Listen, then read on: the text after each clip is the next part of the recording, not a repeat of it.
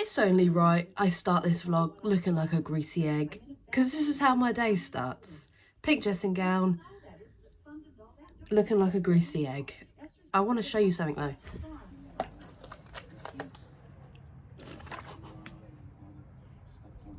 Transition queen, don't stop me.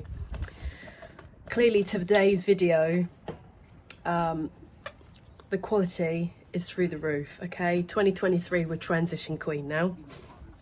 Which brings me to the topic of today's video. I say today, I'm doing this over a week. I'm going to do a week in the life of a travel blogger that isn't even traveling, just to see what I get up to at home. Now, let's be transparent. My blog does not make any money. I don't make money from my blog. So how can I have the audacity to call myself a travel blogger? I'll tell you why. Because I am a spiritual hippie, okay? I believe in speaking things into existence. I don't say, oh, people say, oh, what are you? For over a year, I said I was a travel blogger. I was working on my travel blog, so I was like, technically, I'm a travel blogger. So I said it, even though my blog doesn't make me money. I mean, do you need to monetize to become that person? Do you know what I mean? If you want to be in life, just say that you are. I also say I'm a dumper driver. I haven't even got my license yet, but we all know that's a dream of mine when I get to Australia. So yes, although that is technically a lie, my blog has made some money in terms of affiliate marketing. You'll know I love a bit of affiliate marketing. But generally people make money from blogs through ads, like Google AdSense. And Google emailed me the other day like, hi, sorry, your website doesn't have enough content for Google AdSense. And I was like, what? Have you counted? I have 33 blog posts on there. How could that not be enough? When I become one of the most successful bloggers in the whole entire UK, Google will be begging me to put ads on my website and I'll say, no, sorry, I'm going for with the Zoic.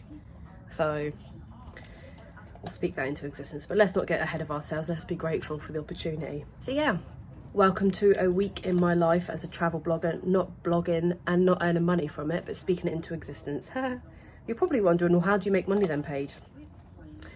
And it's a mixture of things. Obviously I do my one-to-one coaching with you guys. I do affiliate marketing. I work with brands and get brand deals. Not a lot, but it's obviously an income. And I'm actually looking for a little job at the minute. I'm thinking of getting myself a little part-time job.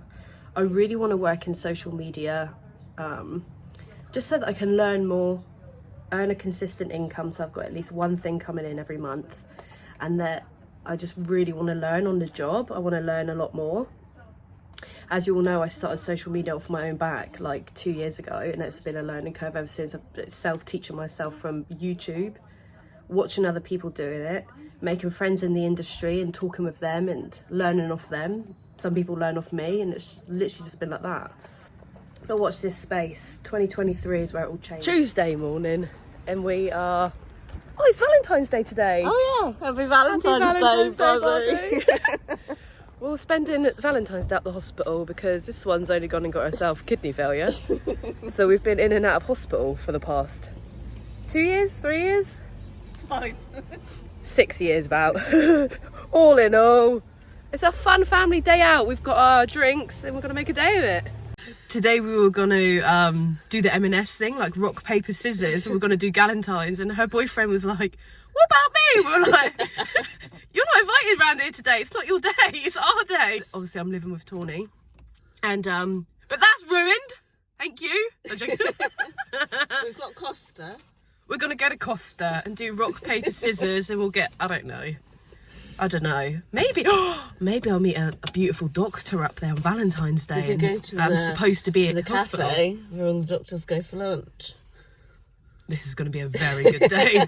I'm very sorry that you have to go to hospital, but I think it's meant to be. Anyway.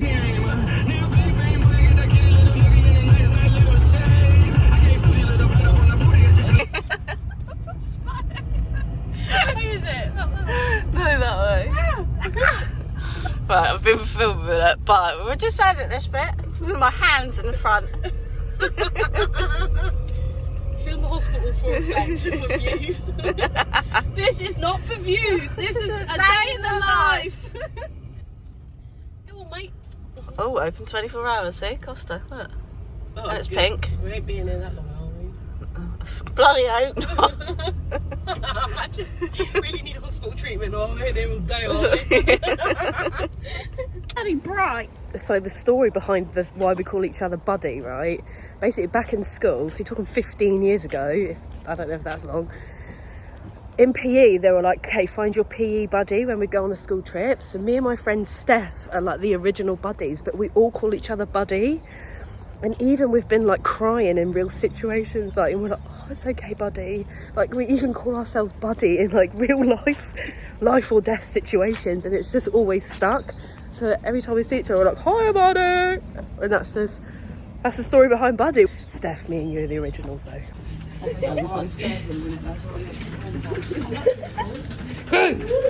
So the last time I was in this hospital, right, was years ago, before Tawny got her transplant. It was to see if I could be a match.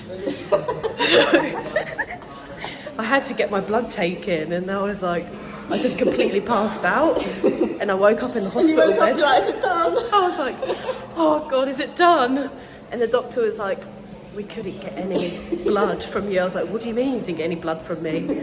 He was like, well, it just won't come out. And I was like, but I am not leaving this hospital. I'm not leaving this hospital until you take this blood. I've been panicking all week. And then he was like, okay, maybe drink some water. And then I eventually got a couple of vials out of my arm. But I woke up, I was like, oh, thank God, I just didn't have to like be awake through that. It's like we didn't get any out. Better get them out now. So yeah, that's the backstory. And then we had the same blood, but I was like, nah, not for me. Yeah, well, you want to cut me open and take my kidney? Nah, not for me, mate. Sorry, Tawny. We've been kicked out the ward because this one was caught peeing in cups. And she was missing it. It was going everywhere. So they said, go to the cafe and come back at 12. So here we are. Biscuits. Biscuit. Breakfast. I know, this place is banging. Not to be dramatic, but these eggs are perfect. Look at that bacon. We should come up here more often. So I did bring my laptop, but there's no charger here. There's no plug socket here in the hospital. I was going to catch up on some work, do emails whilst we're waiting. And I've got a few things I need to write and send out today. So I'm going to get that done now. So I've got about an hour. Oh, I've got about an hour and a half till Tawny has to go back up and get her results. So I literally just spend my days like writing blog posts. Today's Tuesday, so basically I'm going to update all the SEO on my website. I found this really good plugin where it will tell you where your website is lacking SEO and where you can improve. So I'm going to go through every single blog post. Last week I rewrote all the meta descriptions. This week I'm going to go through and just make sure that the like the title and the pictures have alt text and everything like that. All of that helps towards your algorithm and the SEO. So I'm going to go through that and do all that today as well. What does this do? She's got to get a bit of P-double-O. Oh, buddy. Happy Valentine's Day, buddy. Happy Valentine's Day. Do you want me to assist you? Get a stool sample for Valentine's. This is so romantic. She said, I let them call you in after they've taken all the blood so that you didn't pass out, and I thought, you're the one in hospital thinking about me. This must be true love. Oh, so cute. So yeah, I'm gonna have to leave her here because they're admitting her and taking her away. So I think we'll call it a day on Tuesday. Tuesday, very eventful week. This isn't even, there's nothing to do with travel blogging. Okay, bye. Wednesday. So you probably want a little update on yesterday. Tawny is still in the hospital. I think she will be today because they're running some tests and shoving something down her throat, which is beautiful for a Wednesday morning. But we'll have an update from her soon. I'm hoping she'll be back tonight. But in the meantime, I have a call soon with a brand about possibly writing some blog posts for them, which I'm excited about. So I'm just getting ready for my blog call. I'm getting ready for my call with that brand. And you guys said that you wanted some funny like travel stories. So I'm going to tell you some of my travel stories while I get ready. Some are just not for the camera, okay? Some can never be told. Some will go to the grave. If you're watching this, you know who you are. You better take this to the grave. Mind cutting your tree down another day, please? Trying to vlog? This one is not a funny story, okay? This is actually a very traumatic story. So when I was in Vietnam, I wanted to buy myself a motorbike. I'd been riding the little scooters around, little automatics, and I was like, I want a proper motorbike. I want to learn how to ride a motorbike. And this Irish boy, James, he was like, I'll take you down a side alley. It sounds dodgy, I know. And I'll teach you how to ride a bike. You can ride mine. Basically, he wanted me to buy his crap bike that wouldn't even go into first gear because it was so sticky, the gears. And I was like, okay, I know how to drive a bike, but I'm not riding yours. I'm not buying yours because it's so bad. Like, I can't even ride it. Anyway, I ended up buying a bike from this other girl. And I ride all over Vietnam on my own, right? And I meet up with this boy called Lex, this Dutch boy. And he has his bike and we keep crossing paths. As you do when you're backpacking, especially in Asia, you kind of cross paths with people all of the time. And we are in Phong Nha. And we're like, right, let's go into the national park. And we'll ride around on our bikes and we'll try and explore. We'll see if we can see some caves, like see if we can go in like the waterfalls and rivers and like have a day out. So we do, we drive into the national park. We kind of look on Google Maps and see that there's a waterfall close, but you kind of have to go down into the jungle. So we're like, right, we'll park our bikes on the side of the road. And we'll go wandering off, we'll go exploring. Big mistake, please do not do this, and you're about to find out why. So we are wading down, we're going through the forest, and I make an arrow out of sticks because the path crosses off into two directions, and I was like, I'll be clever like Bear Grylls, and I'll make an arrow with sticks so we remember which way we came. Does that, we find this cave and waterfall, and we're like, yeah, we found it. He gets up on the rocks because he's got a drone, and all I hear is barking in the distance, like these dogs, and I was like, oh my god. I started getting a little bit worried because I'm sat on the rocks on my own. Anyway, these Vietnamese guys come, rough as you like, ripped clothes, really dirty, knives on them, and I was like, oh my god. I don't speak a word of English, their dogs are barking at me. And I'm like, Lex, and he's like, okay, I'm just gonna get this drone shot and then I'll be down. And I'm like, oh my god. And then they give me their phone, like Google Translate, and they're like, oh, this is what was it, like this is $150 or $1,000 or something ridiculous entrance fee. And I was kind of like, no, go away please, like stay away from me. I was just going like this, like pretending I don't understand them. And they use them, and then they start ringing people, and I'm like, oh my god, what is going on? And then he translates, I'm not sure how I'm gonna you. And I was like, literally my heart sank, my heart dropped. I was like, we're in a really dangerous situation here. And I look at Lex, I shout Lex one more time. He looks at me, I think he must have seen my face. And he like put his drone away, come straight down, and he came, and I was like, we need to leave right now. So we start walking away. Bearing in mind we had to cross a river to get to this. So we're wading through this river. It's up to my knees. They're following us. They're not like right behind us, like touching. I'd probably say they're like 10 meters behind us. So we walk down to go back into the forest the way we came to try and get back to our bikes. We've got quite a bit of distance at these people because they're kind of like following us, not too sure if they should follow us or not. As soon as we broke through the trees, I said run, and we started sprinting. I get my backpack on the front of me like this. I get my bike keys out. I get them between my hand like this. Like, because they start running after us with the dogs. I was terrified, started sprinting through the forest with my keys in my hand like this. And then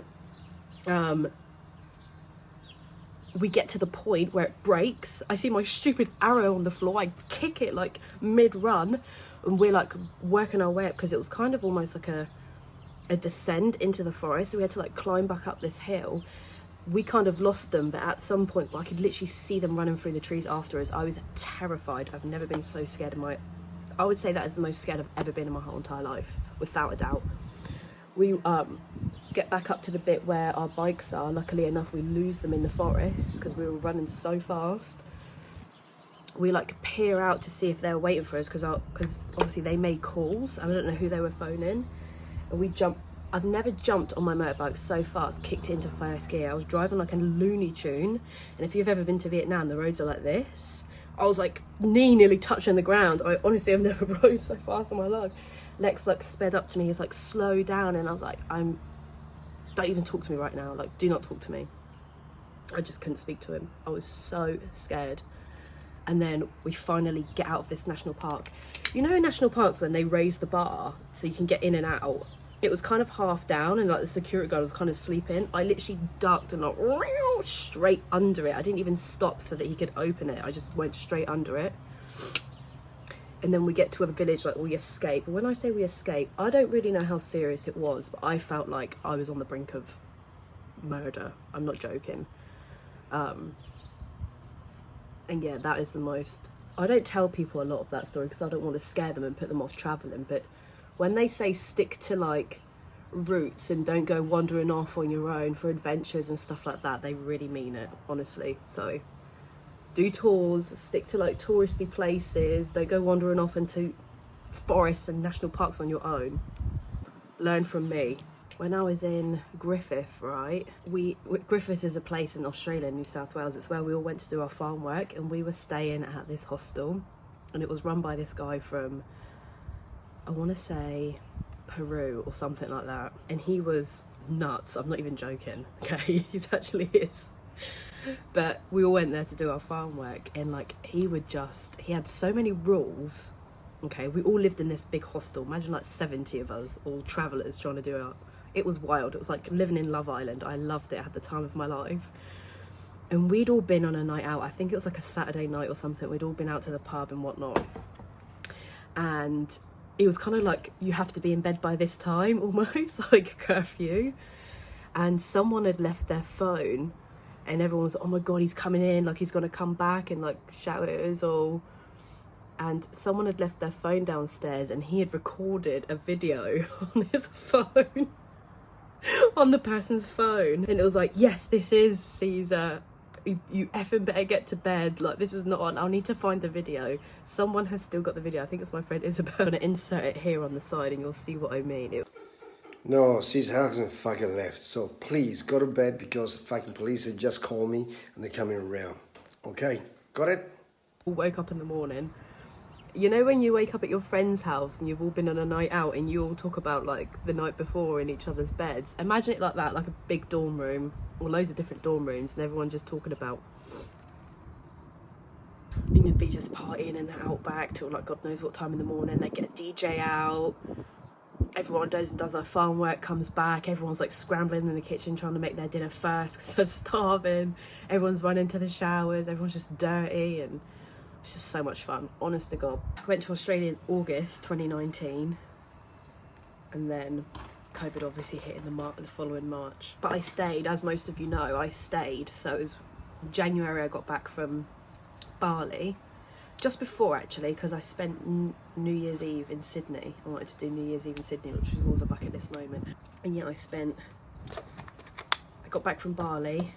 My friend Lucy that I met in the Philippines picked me up in her Range Rover because she was a au pair and the family were away in England for Christmas, so she was like scooting around in their Range Rover, and I was like, go on, let me have a go. Driving over Sydney Harbour Bridge in a Range Rover, just touched down from Bali. I was like, who am I? Stayed with a couple of friends in Manly for 2 weeks whilst I was looking for a job, and that's when I got the job on the solar farm. Before COVID, I wanted to get my dumper ticket. I would love to do that, and I was getting going with the process of getting in there, and then obviously all the training centres shut and everything like that, so I could even get my dumper ticket. I couldn't get my licence. I have a driving licence, but I'd have to get like HGV probably. So that dream went out the window then, but I haven't given up on that dream. As you know, when I go back to Australia, hopefully later this year, I really want to get my dumper ticket. That would be sick though. Boop, boop, boop, boop. So who knows, people, this time in a year's time, my YouTube videos might be dumper girl. Does anyone else open their mouth the size of China when doing their bottom lashes? I don't know, I feel a bit weird going back to Australia. Is it going to be the same? Again, like, will I make any friends? Am I going to get a job? Literally, guys, you asked me for this kind of advice. We all go through the same thing. It doesn't matter how experienced you are. All of these fears are normal. Even I do. I need to book a call with myself. I need more blood. Oh. I'll fix that in a minute. Calm that blush down a bit. Okay, I'm going to finish getting ready for my call. Wish me luck. Hopefully something comes from it. Swerved. I see how it is. Normally it's all over me. Anyway, a little update on the call earlier. It went so well.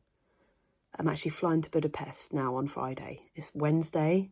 Who would have thought? I woke up this morning, nothing on the horizon, and now I'm flying to Budapest, Hungary on Friday to do a house sit. I'm so excited. I've been looking for a house sit, but I've been looking in all the wrong places. I was looking in the UK. Little did I know there was a perfect one for me in Hungary, in Budapest. And I've never been there before. I've just got off the call with the family. I'm just about to have a call with the house sitting company in a minute.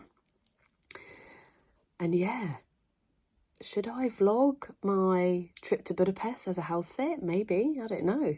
See how your life can just change. I can't believe, trust me to be vlogging this week as well. Trust me, nothing's actually been happening in the past few weeks. And then this week that I'm vlogging a week in the life, I'm going to Budapest.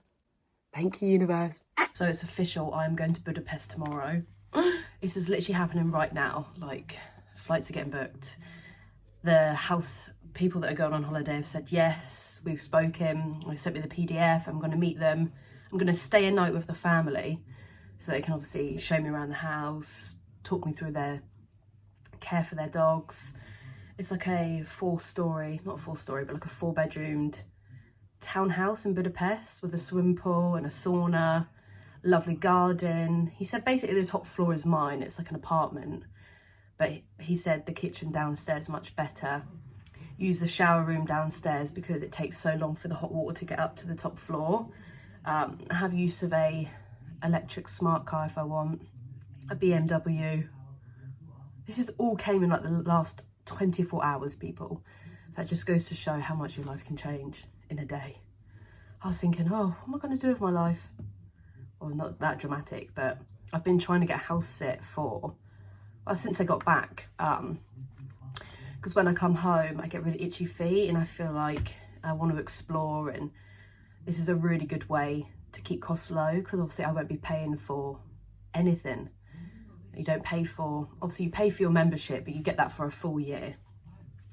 But you don't pay to stay there. Usually they say like help yourself to food in the kitchen. Obviously I've got use of the car. And what more could I want? Obviously I just pay for whatever I want over there, like touristy things. I can't leave the dogs for too long, so he's going to time it with, he's got like a handyman that comes round and does like the gardening and does bits around the house.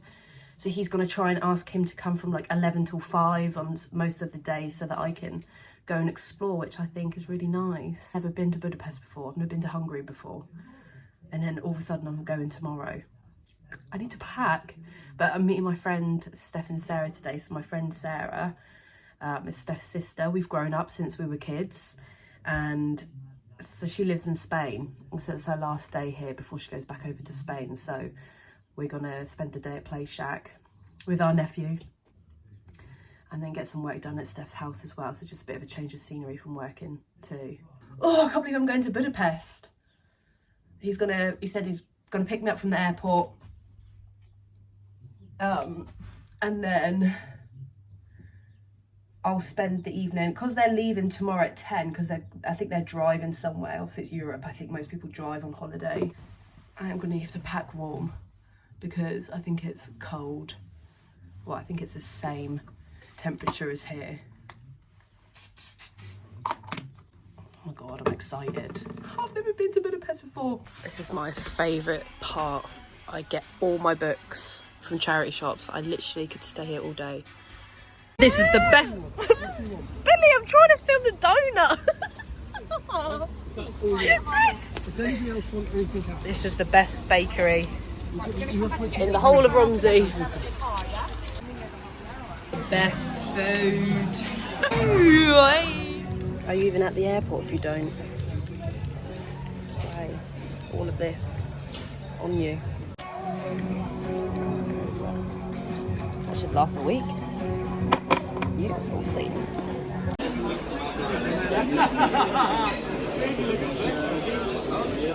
This is literally the shortest video for Friday because I've been travelling all day. We're just on the plane to Budapest. Lance going to pick it up from the airport. I'm going to roll this straight into another video on the whole house experience, how I got it, how I got it, what website I'm using, the house, not all of it, not the inside, but outside and other bits and bobs.